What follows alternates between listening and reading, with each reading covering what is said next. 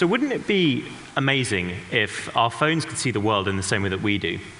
As we're walking around, being able to point the phone at anything, and then have it actually recognize images and objects like the human brain, and then be able to pull in information from an almost infinite library of knowledge and experiences and ideas. Well, traditionally that was seen as science fiction, but now we've moved to a world where actually this has become possible. So the best way of explaining it is to just show it. What you can see over here is Tamara, who's holding my phone that's now plugged in. So let me start with this. What we have here is a painting of the great poet Robbie Burns, and it's just a normal image. But if we now switch inputs over to the phone, running our technology, you can see effectively what Tamara's seeing on the screen. And when she points at this image, something magical happens.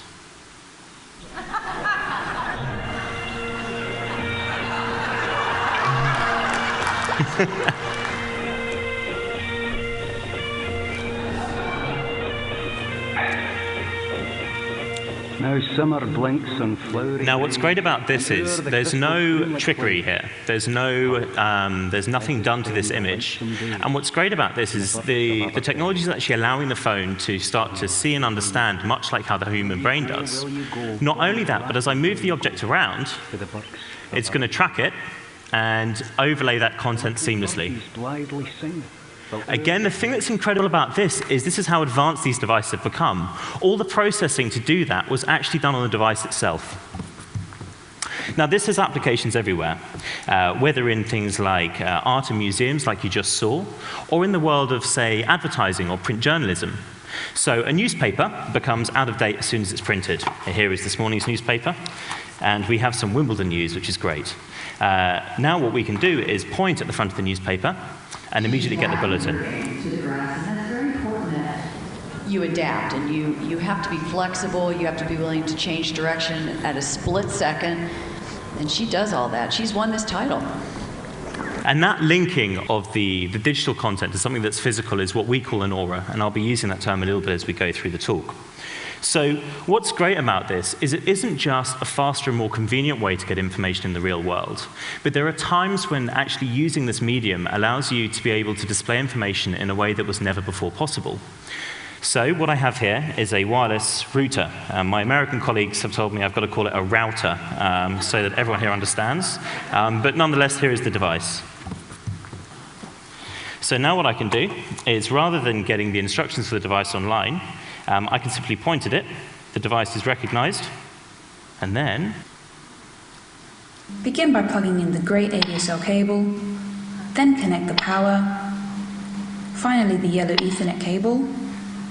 Congratulations, you have now completed setup. Awesome, thank you. The incredible work that made that possible was done here in the UK by scientists at Cambridge, and they work in our offices, and I've got a lovely picture of them here. They couldn't all be on stage, but we're going to bring their aura to the stage, so here they are.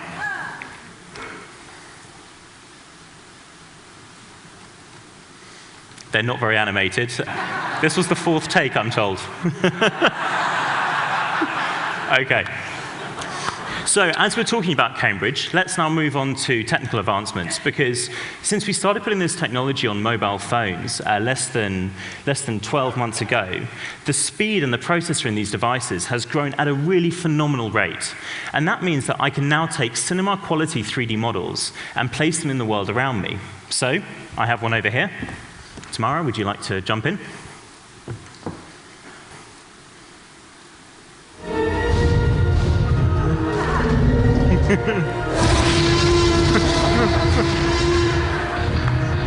Actually,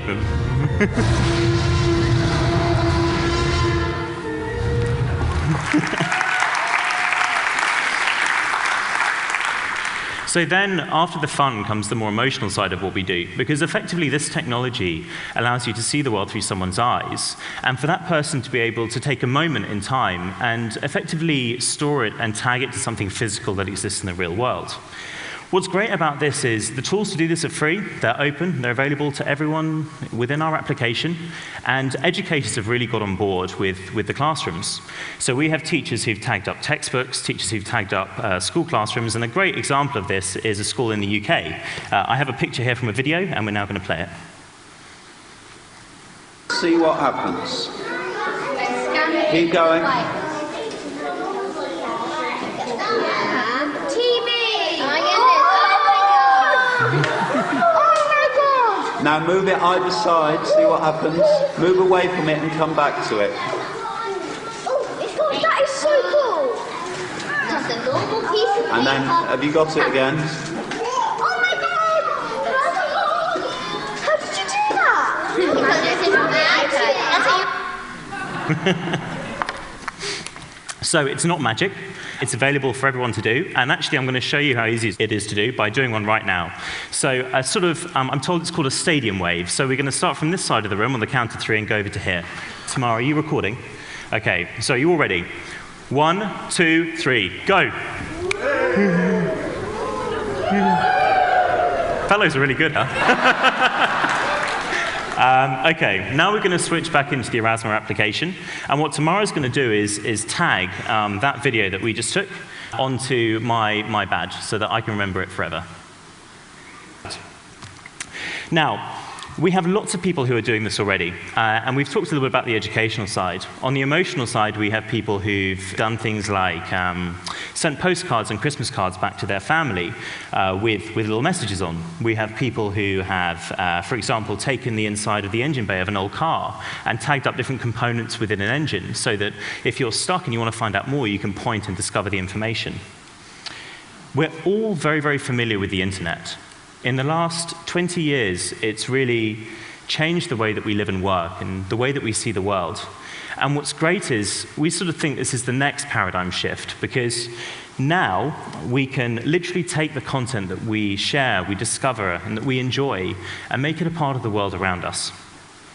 It's completely free to download this application. If you have a good Wi-Fi connection or 3G, this process is very, very quick. Oh, there we are. We can save it now. It's just going to do a tiny bit of processing to convert that image that we just took into a sort of digital fingerprint. And the great thing is, if you're a professional user, so a newspaper, the tools are pretty much identical to what we've just used to create this demonstration. The only difference is that you've got the ability to add in links and slightly more content. Are you now ready? We're ready to go. OK, so I'm told we're ready, which means we can now point at the image. And there you all are. 1, 2, 3, go. Well done. We've been Erasmus. Thank you.